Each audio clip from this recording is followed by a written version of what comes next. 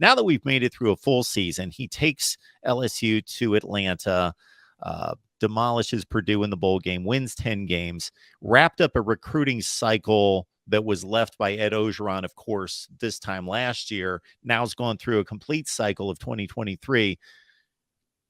What's your assessment of Brian Kelley? Do you think any differently, view him any differently today than you did before he got the job? Mark, he's done everything and more. Obviously the SEC West championship in year one, beating Alabama with, a brand new roster is just really impressive. There's just no other way around it, right? Most seasons he would win, coach of the year, but Heupel was really good. Obviously Kirby Smart, one of the best national championship coach seasons we've ever seen from a team. So Brian Kelley's up there with those two. Shane Beamer is one of the best coaches this past year in the SEC, and now it's getting everything to a national championship level or getting this team to a college football playoff. So up to this point, Brian Kelley has silenced the naysayers with the recruiting statements that were made about him by some Notre Dame fans and media members. He has been phenomenal as a recruiter, and it's only going to get potentially better for LSU going into 2024. So now it's going to be taking this offense and defense, and most importantly, special teams to the next level so they can go to a college football playoff.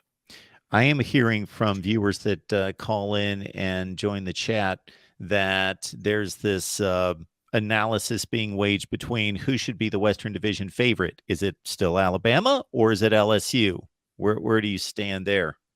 Yeah, I honestly think so when they go to SEC Media Days and pick whoever they're going to win the West, I think they're still going to pick Alabama because, well, they're Alabama, right? They bring in 9 5-stars, which is just ridiculous. I also think, though, LSU is going to be the one with the second most votes, and they very well could be, the SEC West champions. I would give the slight edge to LSU because they do know what they have at quarterback. They do now know how they're going to set up their offensive line and their receivers. They have a lot of identity coming back. They know who their coordinators are going to be. They know who their quarterback is going to be.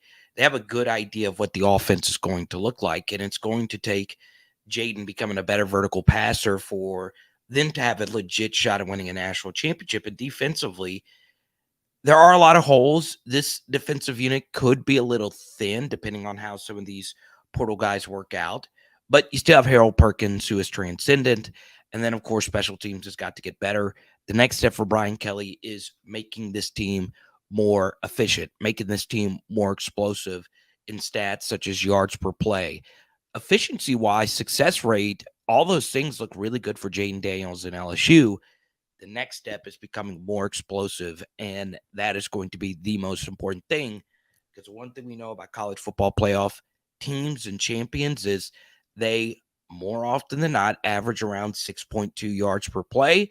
LSU is around that 5.4, 5.5, 5.6 mark, which is okay, but it's not where it needs to be, and hopefully next year it is at that mark. And if it is, Mark, they will be knocking on the door of the CFP.